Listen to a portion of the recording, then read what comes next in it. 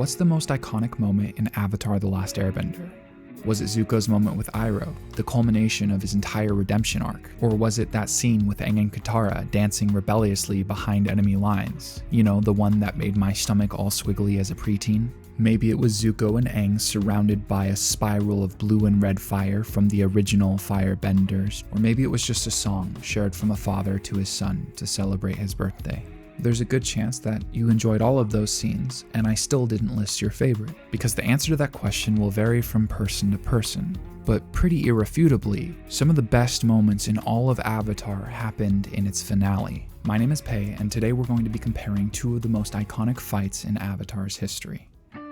In the last couple weeks, I've released two different videos talking about Avatar's fight scenes, pointing out multiple different ways in which they were both better and special. I won't be going over the full argument again, but I will be referring back to those videos in today's. In my comment section, a large range of people voiced the ways in which they disagreed with me. I was surprised at the range of different perspective I didn't consider, but despite multiple good arguments, I still stand by mine. Zuko's Agni Kai is a better fight scene than Aang versus Ozai. A quick asterisk that I need to clarify is that I think Avatar's finale is remarkable. To argue that Zuko's fight is better than Aang's is not to say that Aang's fight wasn't great. So without further ado, this is how Aang's most important fight was overshadowed by another. I could probably make an entire video talking about how so much of what I remembered from Avatar the Last Airbender was all in the finale. I remember rewatching it as an adult and getting to what I thought was the second to last episode and being shocked by how many key moments in the show had yet to happen.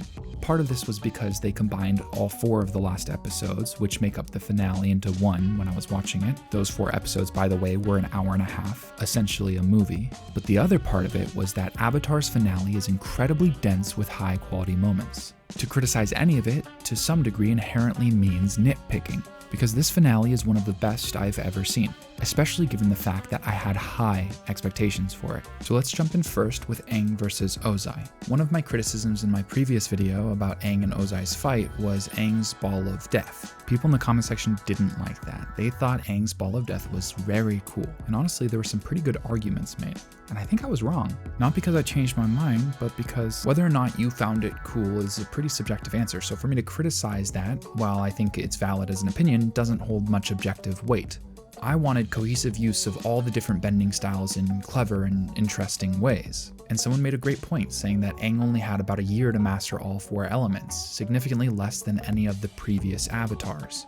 So if he were to use these abilities so cohesively, it would create a problem, undermining the fact that this entire circumstance was rushed. I think I agree, but I still have major problems with the Aang versus Ozai fight. And my biggest issue starts first with the concept of a Deus Ex Machina, which is just a term for when a person or circumstance creates a contrived solution to a problem. And ultimately what differentiates a Deus Ex Machina from a well-written solution is proper setup, because writers get to create any story or circumstance they want, but they're limited by the suspension of disbelief, because ultimately a story needs to make sense and feel justified, meaning no matter how fictional a story is, you have to make it feel realistic.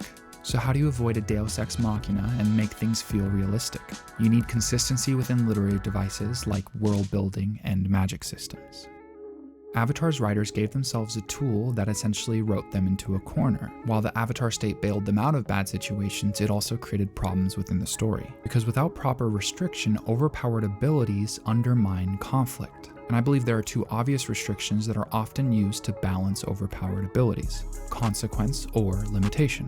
So pretty early on, they established that because the Avatar state was so strong, the consequence was Aang's loss of control, acting opposed to his non-violent belief system and threatening people around him. However, much later in the series, the writers gave Aang an opportunity to master the Avatar state and gain control of it, thus getting rid of the consequence. However, there was a limitation. To do so, Aang had to once again act contrary to who he was in his core and let go of his loved ones. The most common form of conflict in stories like Avatar is fights between 2 powerful people. If you give one character an overpowered ability, you ultimately have to explore more difficult ways to create stakes and tension. Because to some degree, Aang's fight versus Ozai doesn't matter if he's all-powerful. All that matters is his solution to his internal conflict. So to maintain a healthy ecosystem for this story's stakes, you can't bail him out with the Avatar state. But even if you do decide that you want to go with the Avatar state and the fight itself isn't the important part, you still need to properly set it up. There should be a solution to the limitations or consequences that we talked about earlier. And I don't think the solution the writers created made sense. Somehow Aang hitting the weak point in his back triggers the Avatar state, which we thought he had lost access to. The explanation I and probably other people came up with is that it's some sort of self-defense response. I'm not satisfied with this answer, especially given the fact that there was theoretically supposed to be this consequence of going into the Avatar state, because Aang was supposed to master this ability with the monk, but he didn't, which means that his initial consequence should still be there, a lack of control. Ultimately, Aang and Ozai's fight is a beautiful conclusion to Aang's journey, and the reason Aang's ability to take away Ozai's power to bend felt less like a Deus Ex Machina is there was some initial setup. Disappearing before the biggest fight of his life, stuck on a lion turtle with his friends unable to find him, it ruins their plans of working together to face Ozai. There's some tension there. So while he was given some sort of special ability, there was a consequence. And that doesn't mean that this was necessarily a good writing decision, but at least there was some proper setup.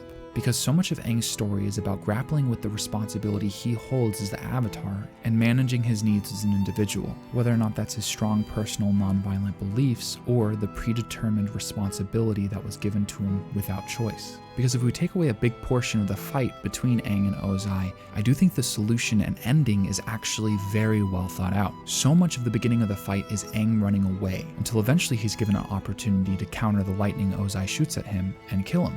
But he can't make that decision. In Ozai's eyes, this is obviously a sign of weakness, but in mine, it's a sign of strength. Because to not take the easy way out, and to stand by your moral system despite overwhelming social pressure and very real-world consequence, is ultimately the strong thing to do. Because in that moment, Aang realizes what his solution is. And we see one of the coolest scenes in Avatar. Using the abilities he learned from Toph, Aang embraces the style that was most foreign to him. He uses earthbending to pin down Ozai, maneuvering around him almost like an airbender. Aang is no longer afraid. He's not running away.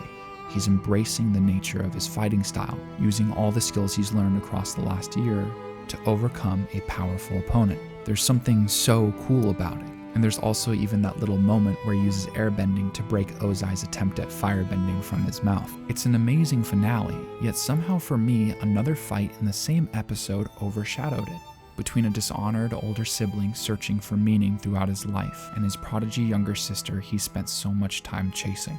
It's easy to find things to praise in this fight, and we'll get there. But first, I want to start with the music.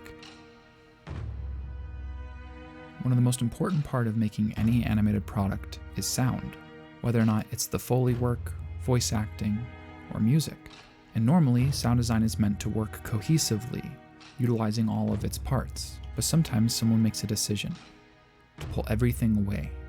And one of the best uses of this I've ever seen was Zuko's fight versus Azula. The magnitude of their relationship, Zuko's desperate attempt to find his place in life, resulted in maybe one of the best redemption arcs I've ever seen. The character we used to hate and now love standing opposite his sister, someone with overwhelming power, someone he's been envious of his entire life. There's a magnitude to this moment, and something I praised in my previous videos about Avatar shines through now more than ever. A story is told in the fight. Azula's overwhelming confidence and power. Zuko's transition from firebending built off of rage and anger to a calm style. So much is expressed in the animation. Zuko's bending is the accumulation of all the things he's learned, and true to Iroh's advice, you can see inspirations and technique from other bending styles. Because when Azula challenged Zuko to an Agni Kai, she wanted the situation to be more favorable for her, a one-on-one. So when she targets Katara, it means Zuko won.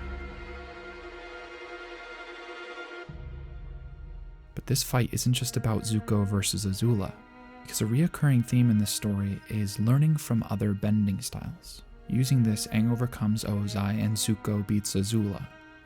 But what I didn't notice until rewatching this and talking to my brother is that Katara's beautiful solution to overcoming Azula, she learned from Zuko.